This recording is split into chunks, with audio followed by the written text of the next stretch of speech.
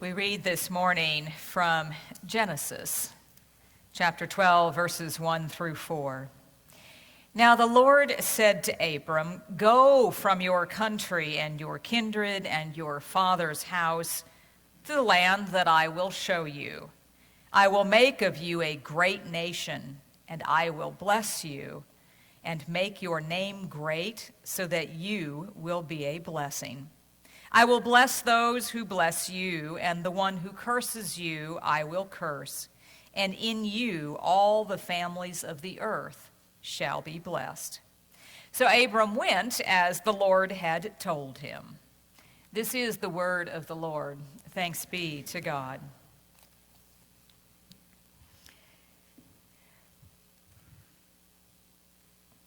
We are familiar from our own personal experience or the experience of family members with the traditional management model, the ways in which we arrange for employment with a corporation or perhaps a large government office or even the military that is familiar to us, where we apply for the job. We list the experience and the gifts and skills that we have to bring to the job. We then are given work to which we apply those skills and that experience, and we receive some kind of payment or compensation for that. We keep doing what we have arranged to do to the satisfaction of the people who tell us when and how and where to do it. We keep getting paid for that work, and we keep our job. It's something of an impersonal relationship in many cases. We are treated often as any other resource, sometimes even called human capital, as our gifts and our experience is utilized for the production or the service to which we have applied our skills.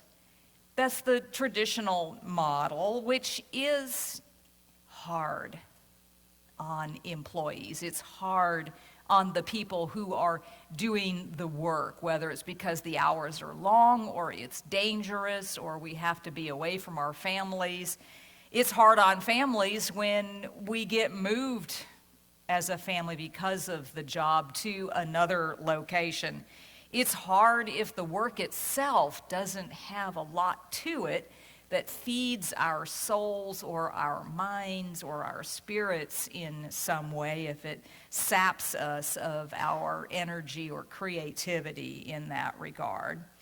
And I threw it out there to the first service as to who might want to take a stab at having had the most soul-sapping job in the past. There were a few takers.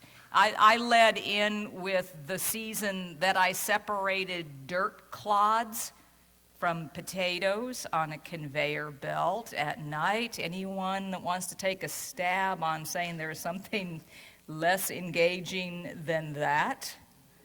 Surely someone has done something. One of the fellows at the first service said that he had cleaned out those tankers that haul food. Can you imagine what it smells like after milk has been in one of those tankers? Not good. So I gave him the award for the morning. No takers on that one. How about the farthest you have ever been transferred for work? What's the longest distance you've been told, okay, tomorrow you're reporting in New Zealand for your new job? No one that's been traveling. We're all local. Surely some of our folks here have gone. Australia, that qualifies. Vietnam, yeah, that certainly does as well. What about the shortest notice that you've had to make that kind of job transfer? An hour, okay. We have a winner behind us in the choir. I threw down working for the state attorney's office when I had seen people who were literally at their desk, and over the lunch hour, they were replaced by someone else, and they moved to a different division to open up a file to pick a jury on a case that they had never read and not talked to any of the witnesses. But I think the hour gets us on that one. That we have that as our experience. We know that that's part of of the culture in which we live today. And it is the kind of culture that gives us a lens, a way of looking at things when we come to texts like we do this morning. When we read this scripture, we come to it with those preconceived notions, that sense of place that we come to our readings. But that is not the divine management model. When we are called into the service of God, Inc., there's very different kind of engagement that we see when God calls us to serve. It's not the traditional corporate or organizational model that we might assume. For the first thing, God chooses us. We don't apply for the job. In fact, if we were honest, most of us don't want the jobs that God calls us to do. If you've read any spiritual journeys of the mothers and fathers of the faith, oftentimes they're very humble in the face of the call, saying, I declined, I deferred. They're not being overly humble in most cases. They simply didn't want the job. Most of us don't want the job either. We also find some differences in the way that God relates to us throughout the job. God shows us, God equips, God enables. He doesn't expect us to come to the table with, well, here's my background, here's my experiences, I'd like the job being shepherd now for the Lord. It doesn't work that way. God has a hiring policy that is actually quite bold in some cases. When we look at a story like Moses, who stutters, that wouldn't be necessarily the first person that you would call to get up in front of Pharaoh to say, let my people go. And you wouldn't necessarily call the runtiest of the runts of the family of Jesse to be called to be the king over all of Israel.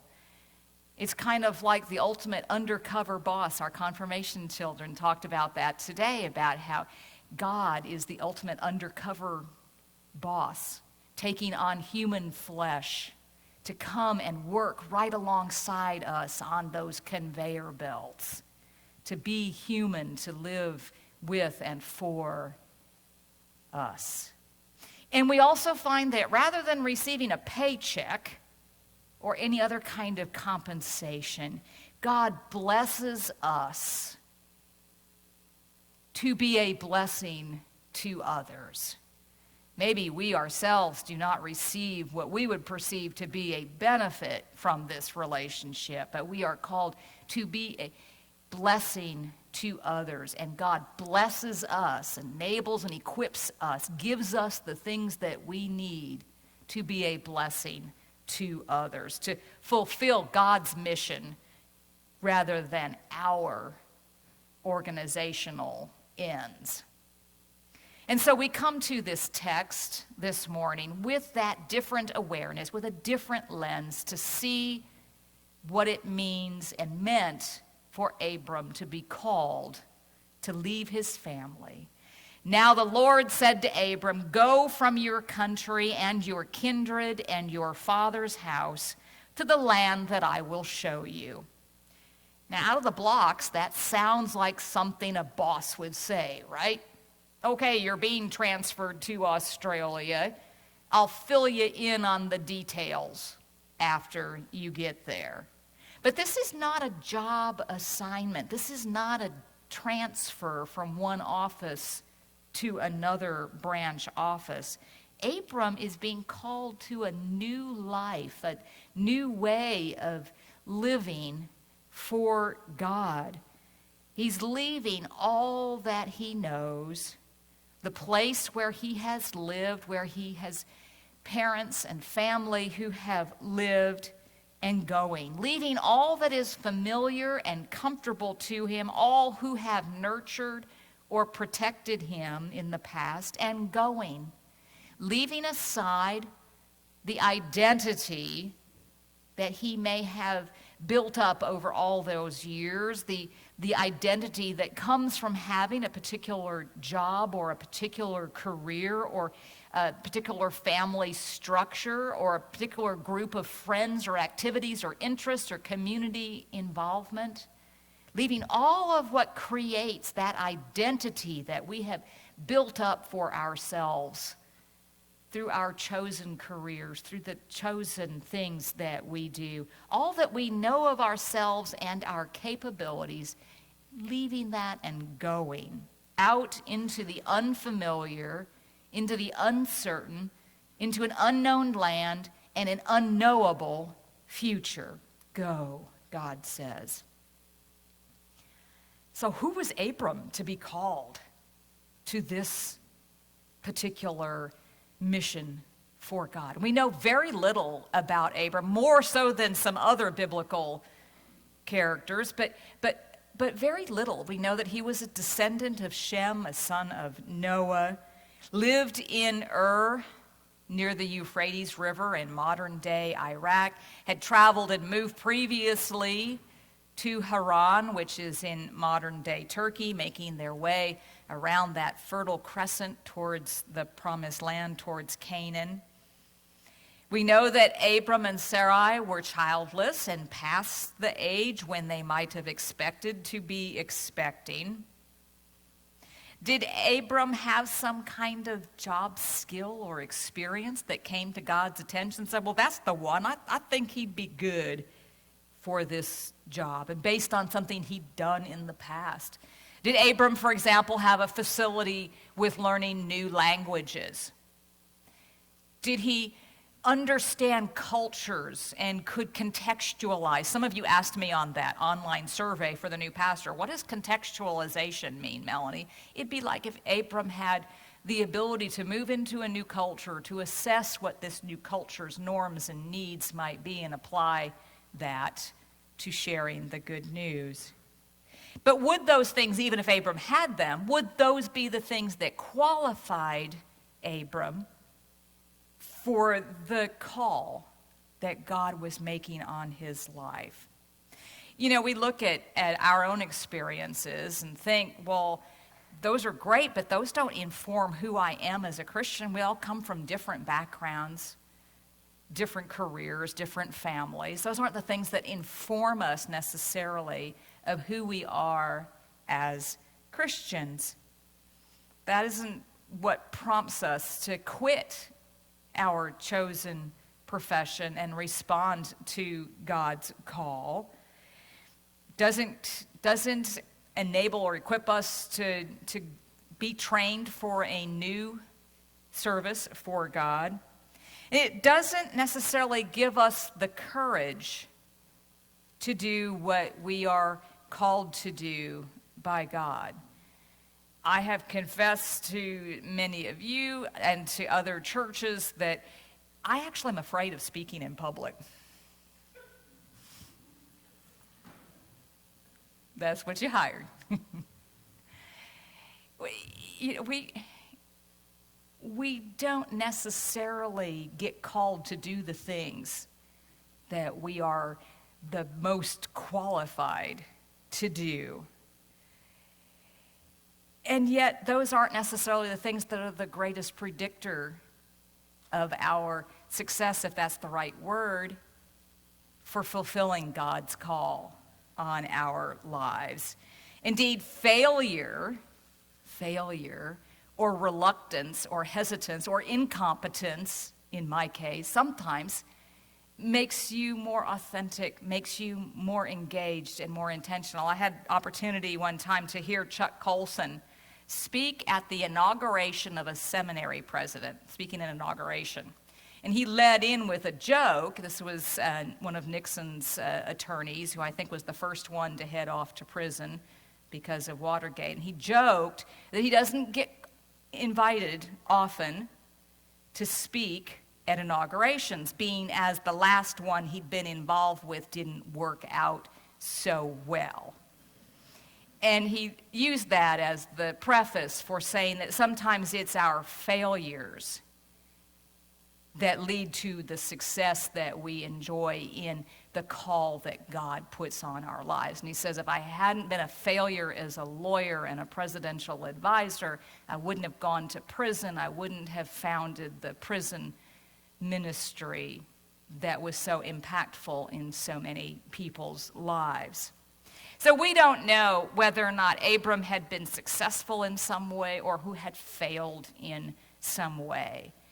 We know that God called Abram and promised to be with him in the mission that God called him to.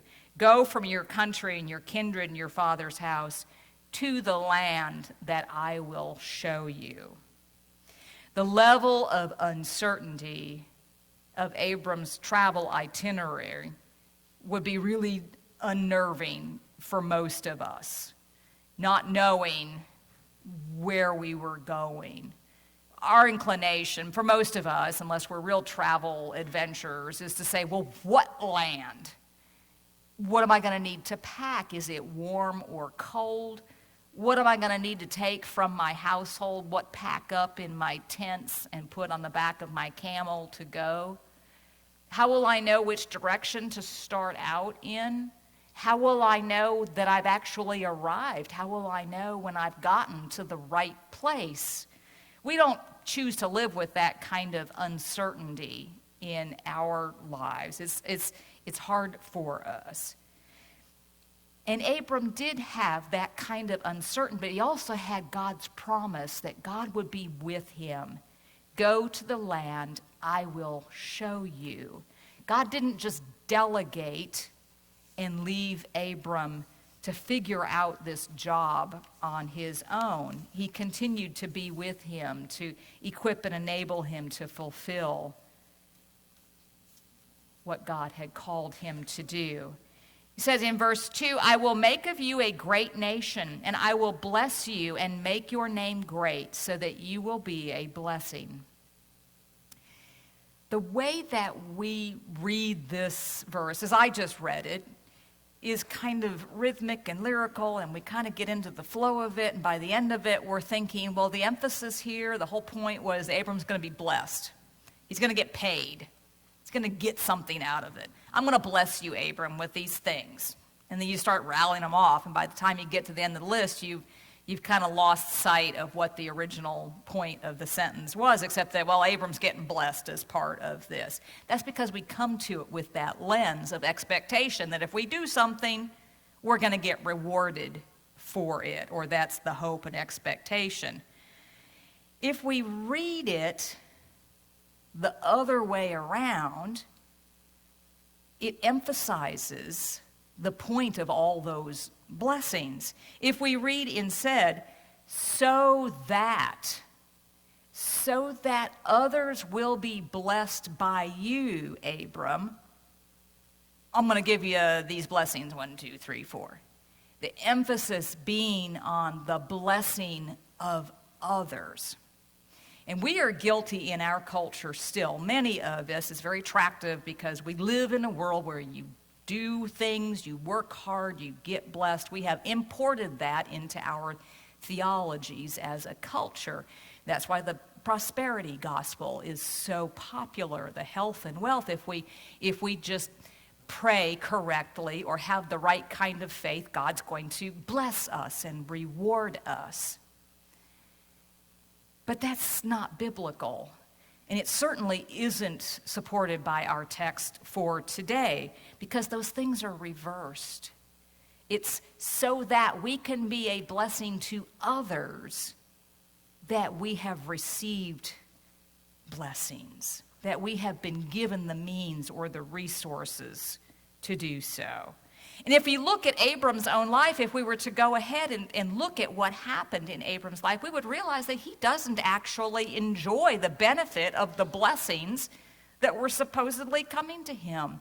As soon as he pitches his tent at Bethel, boom, here comes a famine, and he is off to Egypt. In the end, he doesn't possess the land enough that he can even bury his family in it. He has to purchase land in order to do so.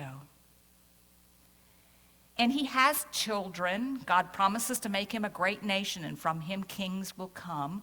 He has children, but certainly no kings in those first generations, no multitude.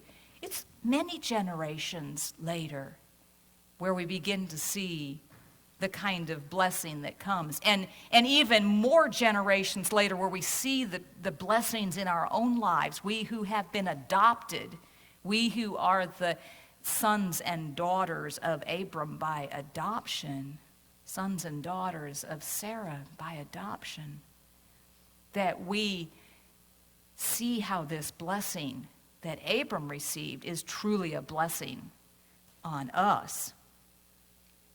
I will bless those who bless you, and the ones who curse you I will curse, and in you all the families of the earth shall be blessed. You see now that it's not about what Abram receives. It's not pay, it's not a check that he gets for the work that he has done.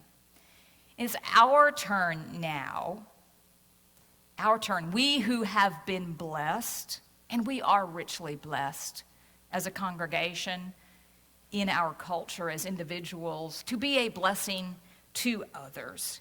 And I had occasion on Wednesday to hop over and talk with the coach who's there. You know, if you're there for dinner on Wednesday nights, and boom, you sometimes hear one of the basketballs hit. So I went over to talk with him. We got to talking about how much they appreciate being in our gym, and I wanted to just read you what he had to say, because he says, well, I'll send you a text and let you know how much we appreciate it. And said, that'd be great, thanks. And so he did. He said, hello, my name is Coach Berto from P2 Ballers. First and foremost, let us please thank you for allowing these young men and women to be on the church premises. In doing so, you are allowing them to chase their dreams by playing basketball in your beautiful facility we call home. Throughout that opportunity, we can also learn some life lessons in the process. Thank you from the bottom of our hearts. We appreciate you all very much. We started renting your gym facility 3 years ago. At that moment, we had only 5 kids in the gym. Now we have 70 kids over a 3-day span who come to the church every week to work on some basketball skills, but also learn some lessons in the process. Also teaching them how to be respectful and responsible young men and women and be a positive role model in their respective communities. Some of our most recent success was last weekend. We competed with some good competition in AAU basketball. Our 6th graders won first place and our 4th graders came in second. We were able to have success at these tournaments due to you guys allowing us to be part of your family and let us use your beautiful facility gyms. This weekend, we will be heading to Wellington, Florida for a huge tournament, so wish us luck. Thank you again for everything. We appreciate you all. We are blessed to be a blessing just here in this church. We don't have to go that far sometimes to respond to God's call on our lives, to go to wherever it is that God's going to show us, to do what God calls us to do, to be a blessing to others. And so we read in verse 4 that Abram went as the Lord had told him. No questions, no complaints, no discussion, just going. And we say, people don't really do that anymore. And yes, they do. We do that every day in our mission and outreach work, whether it's global or whether it's right here on our own property, by just going out and living our faith, by being a blessing with the blessings that God has entrusted to us. God will continue to show us the ways in which we can be a blessing to others in our community, in our region, and even to the ends of the world. If we trust in Him, we will be a blessing to others.